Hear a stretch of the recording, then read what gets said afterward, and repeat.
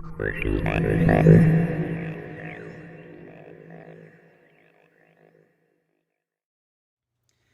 everybody, I'm Joshua Orro, the Mustang Prince, and welcome to Mustang Prince Orro Reports. Now, before I start, I have a little slight confession to make. I don't really like Father's Day anymore. Yeah, I know what you're thinking.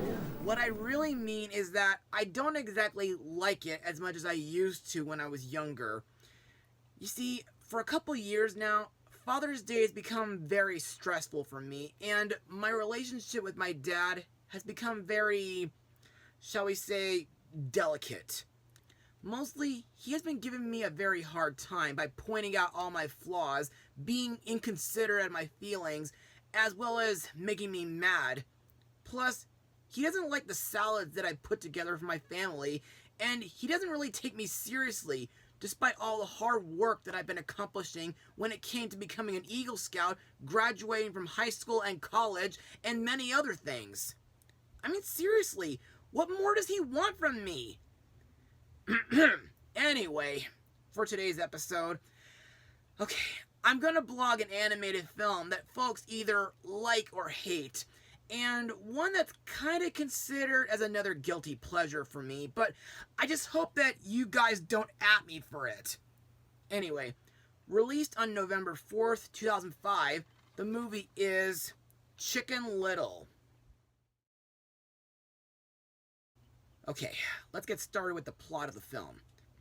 Young Chicken Little throws his small town into panic by claiming that the sky is falling. Unable to find the hexagon-shaped piece of the sky that hit him, he earns the town's scorn.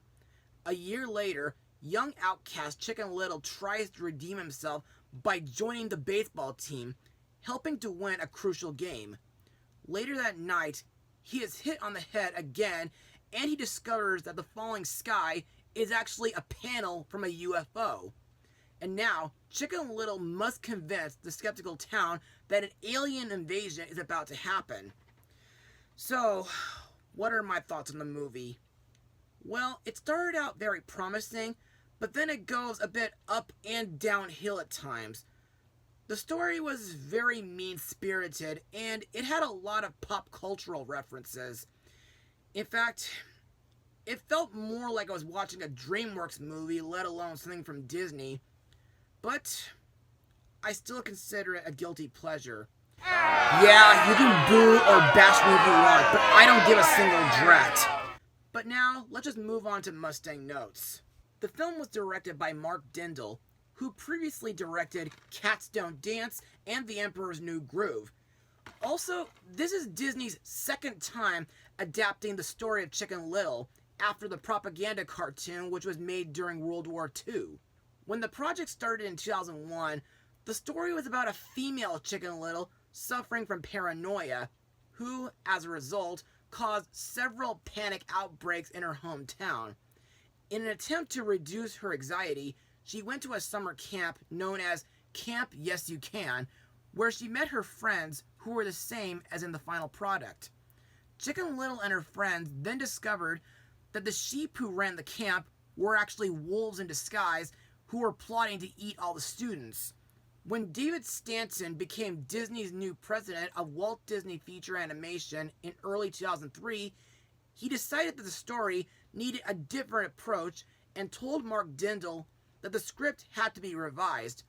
And during the next 3 months, it was rewritten into a tale of a male Chicken Little trying to save his town from space aliens. During the animation process, Disney introduced new software and hardware tools for the production. One of them being Chicken Wire, a geometric wireframe model of the characters that the animators can sketch and squeeze as they please, and shelf control, which makes it possible to see the whole model on the screen while having a direct access to any chosen area of the character. New electronic tablet screens allow the artist to draw digital sketches of the characters to rough out their movements, which are then transferred to the 3D characters.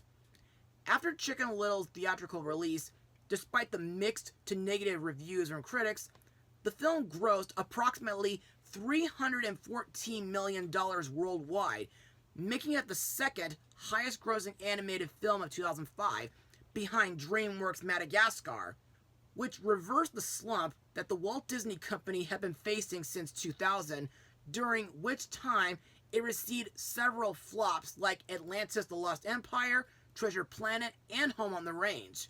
Also, Chicken Little was the last Disney animated film made before John Lasseter became Chief Creative Officer at Disney Animation. Now, I have to be quite honest that I've known about the story of Chicken Little ever since my elementary age, when I read this book in my second to third grade years, which was back in the late 1990s. Also, I cannot give this movie too much negativity, since this was Walt Disney Animation Studios' first movie that they ever made with CG all by themselves without Pixar. And in case you're wondering, Dinosaur does not count, because this film was a combination of live action and computer animation, which in turn was provided by the Secret Lab. Plus, back in 2015, I was going to put Chicken Little on my top 13 bad films that I like list, but I put it as an honorable mention instead. Anyway, for my thoughts on Chicken Little's animation, to me, it is good for the time. However, it is pretty dated to today's standards, mainly due to how much Disney CGI has evolved since this movie, with movies like Meet the Robinsons, Bolt, Tangled, Wreck-It Ralph, Frozen, and others. And I'm really hoping that the upcoming movie Strange World becomes a real hit this November. Also, to me, some of the animal characters look a bit cartoony. There are a lot of mean-spirited and stereotypical scenes, and there are a few comedic moments that feel like they came from a DreamWorks movie, due to them being pop culture references. However, I did like how the town of Okie Oaks is designed in this movie, and some of my favorite scenes include the baseball game where Chicken Little becomes a hero for winning, the opening song, One Little Slip by the Bare Naked Ladies, in my opinion, is a really catchy tune, and I like how the film takes the original Fable's famous quote, "The sky is falling," and making it into an alien invasion film. Sorta. Speaking of which, the scenes inside the spaceship were really spooky, and I think the alien robots have very clever looking designs, making them almost look like squids or octopus. And I think they're very reminiscent to stuff like War of the Worlds and Signs. As for the aliens themselves, well, they look pretty cute, due to them looking like little puffballs, if you know what I mean. Plus, I think the Chicken Little, a true story movie that plays at the film's ending, is absolutely awesome. And it makes me think of the Muppets, Pigs in Space, Star Trek, Captain EO, and Atomic Betty. And now let's move on to the characters and their voice actors. Our main character, Chicken Little, is voiced by Zach Braff, whom afterwards played Finley in Oz the Great and Powerful. Chicken Little is a young and diminutive rooster who suffers from a reputation for being called crazy when he caused a panic when he thought the sky was falling. To me, despite having a habit of worrying about everything sometimes and trying to get a lot of attention, I think Chicken Little is very smart, resourceful, and agile, like when he used a soda bottle like a rocket. Plus, I think Chicken Little is kind and supportive to the people that he cares about. However, I do feel bad for all the trouble that he's been going through throughout this movie. Also, ever since 2006, I thought it was pretty interesting that Chicken Little became a summon in Kingdom Hearts 2.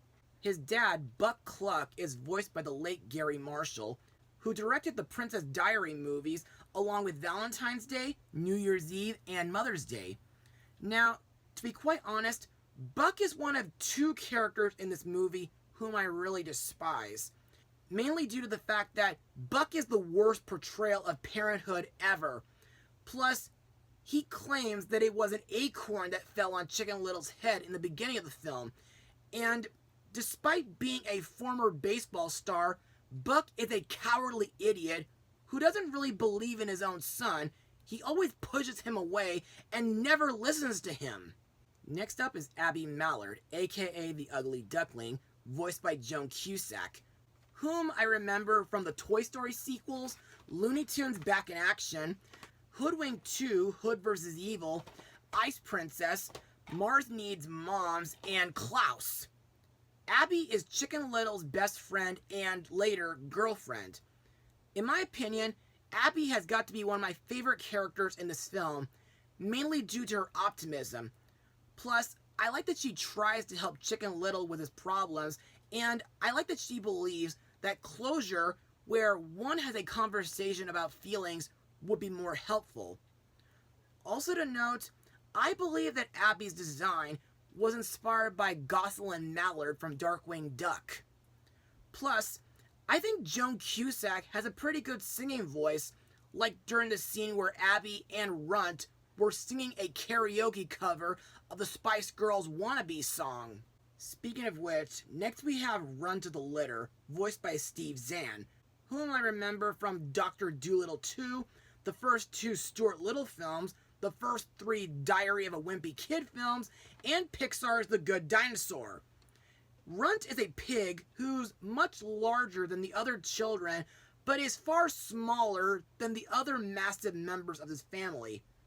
In my eyes, Runt is easily frightened and prone to panic, but at the same time, he is pretty funny, like when he references King Kong and Star Wars.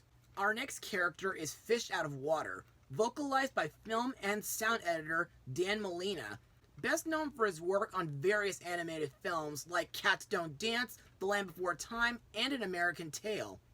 Fish is another one of my favorite characters in this film, mainly due to the fact that he's a fish wearing a scuba helmet filled with water, and I think it's very interesting that Fish communicates through gurgling in order to express himself on how he's feeling, such as using his expressions and the gestures he does to the other characters. Speaking of which, I think it's really cool the way Dan performs Fish's voice by vocalizing through a tube into a water cooler tank filled with water, just when I thought it was done with an aquarium tank. And I thought one of Fish's funniest moments is when he plays around with the spaceship panel. This is Foxy Loxy, voiced by Amy Sedaris, whom I mentioned in my blogs of Shrek the Third and Puss in Boots.